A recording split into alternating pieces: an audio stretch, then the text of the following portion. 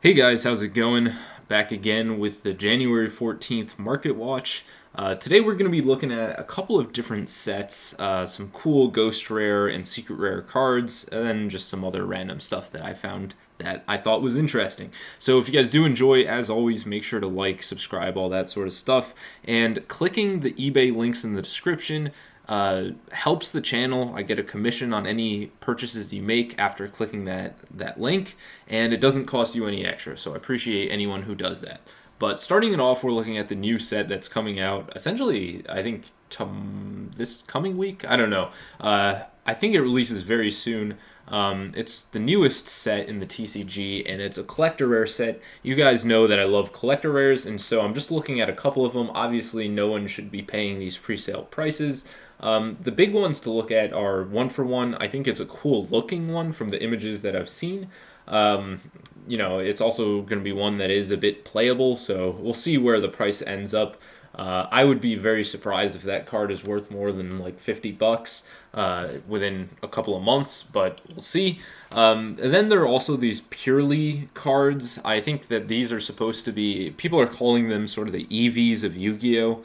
I don't really know if I buy that. If it gets below $20, I'll probably pick up I think there's one that's an effect monster. I don't know about the Xyz or other extra deck monsters, but I think there's just a regular effect monster one that I would look at if it does get very, very cheap. Other than that, there's also a card trooper one that is a bit interesting. I think that's more for people who play Edison format, but I'm not really looking at that thing. There are other nice versions of card troopers, so I don't know really why they're going after that as a collector rare. Overall, my opinions are that the set kind of sucks. There isn't a whole lot of collector stuff that I'm very interested in. But maybe it'll age well with time. I think people generally are of the opinion that the set is terrible. So we'll see where it ends up. Next up, we have another set that I think people have thought of in a much better light, and that's Battles of Legend Crystal Revenge. Basically, the Starlight Rares are really carrying the set. I'm surprised at how well these Exodia limbs are doing. I was expecting them to not do that well. Not do poorly, but I was not expecting them to perform as well as they have. The booster boxes are still quite cheap. No one really wants to go after any of these cards because you're never going to pull the entire Exodia set unless you're spending thousands and thousands of dollars on boxes. You're obviously much better off just buying the individual pieces, but even then, they are expensive as hell. The head is approaching $650. The one that still hasn't performed as well as I thought it might is Yatagarasu, but part of that is that there was increased Starlight rates out of this set, so I think people aren't really clamoring for a card that's not playable. And the original Legend of Darkness, or Legacy of Darkness, excuse me, Secret Rare printing is quite nice. So, I guess people aren't desperate to get the Starlight Rare. There are some interesting cards. Toon Blackluster Soldier is one, but you look at the number of listings on a card like this, which is short printed, there are over 100 listings. I don't know how this thing would appreciate in value in the near future. Maybe down the road, people are going to be trying to complete binders of these Toon cards, and they don't want to really pay up for the collector rare at a Toon Chaos. I could see it, this could be a $15 card, but it's not going to be a $15 card in a long time. There's the rest of the Toon stuff, and then you also have the Crystal Beasts and the Advanced Crystal Beasts, which are cool, but those aren't really worth anything. So a lot of really interesting stuff, but not a lot of value to be had among this interesting stuff. So, if you enjoy it, I would pick it up. The Evil Twin stuff, there are 200 listings basically of each of these things, dirt cheap. Maybe an interesting penny stock, but who knows.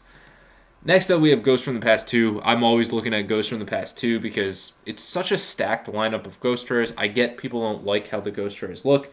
I still think that they are pretty nice, but one interesting thing that I noticed as I clicked around Ghost from the Past 2 is that the sealed product has seemingly bottomed out. you were getting it for $54 for, in mid-November. And you can see that there's quite a significant sales rate on this. This is exactly what I was saying before, is that people are buying this stuff. And this has always been my opinion on Ghosts from the Past too, is it doesn't matter that, there's a ton of this printed. Well, it does matter, but, it's not going to appreciate in the short term because there's so much of it printed. But this stuff is still getting bought. People, are talking the talk. Well, not talking the talk, but they're not walking the walk. They're saying that this set is terrible, but it seems like the casual audience is still eating this up. They're still buying tons and tons of these things.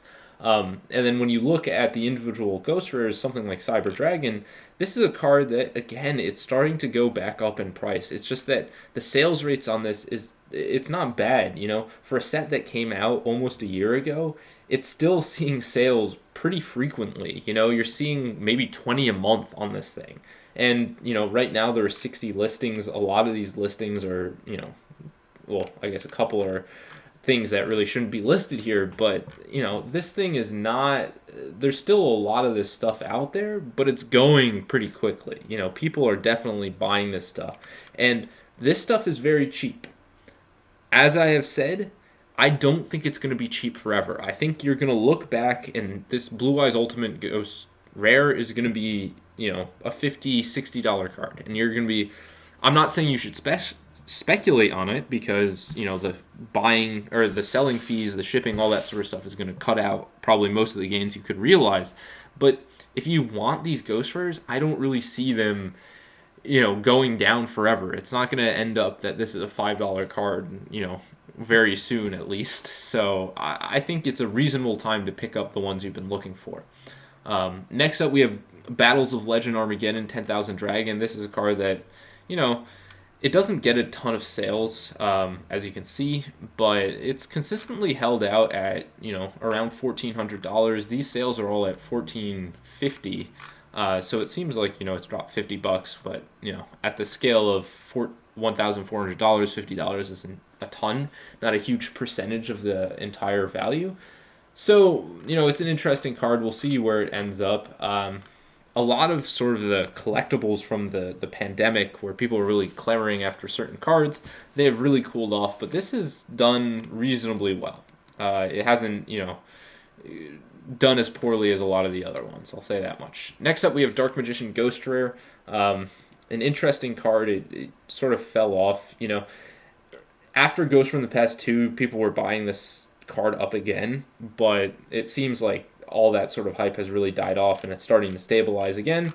You can pick up a near mint first edition copy for under $600. It's still a lot more expensive than the cards that it goes from the Past 2, but it's starting to come down a little bit. So if you've been looking to pick one of these up, it's starting to become a little bit more affordable. Still $600. I don't know how I feel about that card at that price. Next up, we have Rainbow Dragon. This is a card that I thought was criminally underrated for a long time. Not that people didn't like it, but this has performed extremely well relative to a lot of other Ghost Rares and other cards during the pandemic. It really hasn't gone down a whole lot, if at all. And in my opinion, it's because it's the first Ghost Rare, right? This is not only a card that people really like and like from the show, but it's also an iconic card. It's the first Ghost Rare in the TCG, and you can't undercut how important it is for a historic card to be out there. And so, I'm not particularly surprised that this thing has done pretty well, and as you can see, there aren't millions of listings of near mint first edition Ghost Rare Rainbow Dragons. So pretty cool card, and it's interesting that it hasn't come down, although I think it's reasonable that it hasn't come down given how iconic it is. Next up, we have Legendary Duelists Rage of Ra Ghost Rare. I mean, there's so much of this set printed. People loved this card when it came out. They didn't love the print lines, but they loved it because this was the second coming of Ghost Rares. They stopped printing Ghost Rares for a while, and they started printing them again with the Winged Dragon of Ra Ghost Rare out of Rage of Ra. I mean, this card has been out for a while now, but it really has dipped as more Ghost Rares have been printed. Again, Near mint copies, unlims, those are very rare because it was just a small European wave, but first editions are 140 bucks. Not too bad for a ghost rare of one of the Egyptian gods. I'm wondering when the other Egyptian god cards are going to come out. This seems to me like something that people are, have been asking for a while to complete their set, and then eventually Konami is just going to release them, randomly at some point in time in Ghost Rare, so you can finish off the set years down the line. We'll see. Next up, we have Leviathan Dragon. This is one of my favorite Ghost Rares from the Xyz era. It's the first Xyz cover card Ghost Rare. Again, I'm always looking for stuff that's iconic. This is the card from the Xyz era because Utopia did not get a high rarity printing until, years later with the Starlight Rare Astral version, which is an awesome card, but honestly, if you're trying to pick that card up, just buy the Japanese version. It's like 30 bucks, or maybe not 30 bucks, but you can find that card probably for under $50. The English version is, 400 something. So it's pretty impressive how great of essentially an identical card, because both are astral language. The Japanese is just printed on better cardstock. So I don't know. I would just go after that one. Unlims on the Leviathan Dragon are a little under 40, and then the first editions are around 80. So very interesting card, iconic from the Xyz era, but has not really seen the huge growth that other cards have. It never got out of control, and I think the Starlight Rare Astral version has put a damper on this card for sure. Galaxy Eyes Photon Dragon, I think, is the best Ghost Rare from the Xyz era in terms of price. Maybe Galaxy Eyes Tachyon Dragon, but there's some other cards to look at from Zaxxel era stuff. Next up, we have Dark Arm Dragon out of Phantom Darkness. This is always an interesting card. There was the Ghost Rare that came out, but this card is so hard to get out of Phantom Darkness that, it's not like the Ghost Rare is really going to put a damper on it. If anything, it reminded people to go back and buy it. First edition copies, lightly played, are around $200. Near mint first edition, you literally have one copy. That's $1,000. I mean, obviously you should not buy that. You can find, PSA 8 graded slabs for cheaper than that. Just crack those and you'll get your card. Unlims, 110. I remember when this was a lot cheaper than that.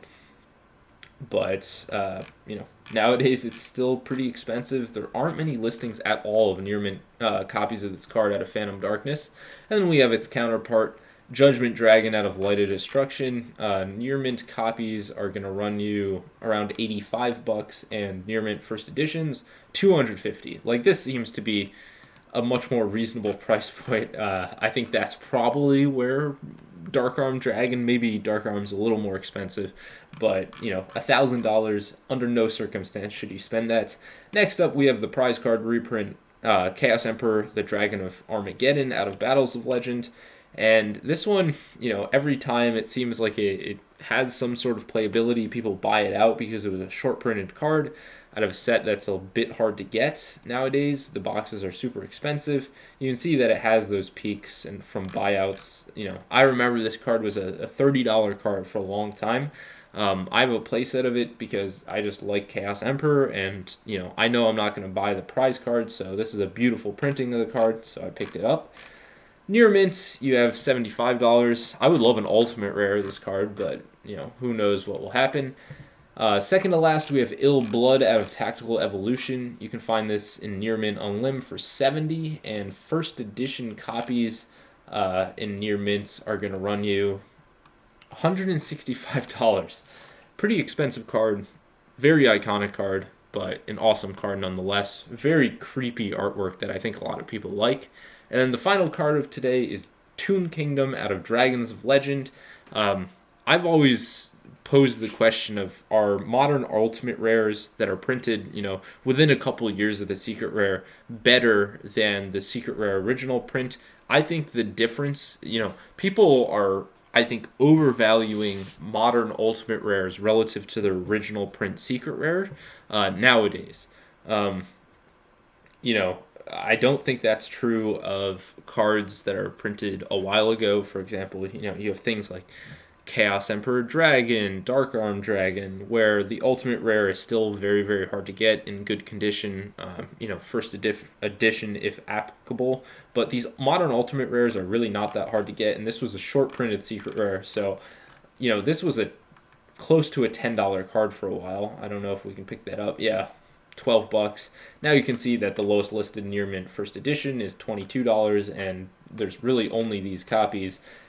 Besides a damaged copy at $17. So let me know what you guys think. Use the affiliate link. I do greatly appreciate it. I'm actually making a shorts channel that I'm going to try automated content for. I've been writing a lot of code to sort of use eBay's API to try and come up with auctions that each week are very interesting to look at, and I'm going to try to make top 10 videos using I forget what it's called, Pi something. There's a Python video editing software that I've been using and I'm getting or familiarizing myself with. So I'm hoping to start uploading shorts pretty frequently, because it's just going to be something where once I code it all up, I just have to enter, a keyword basically that I want to search on eBay, and then it just makes the whole YouTube short for me. So we'll see how that goes. I'll keep you guys updated on that if you're interested. But it's been your boy Watomarmelon, and peace out.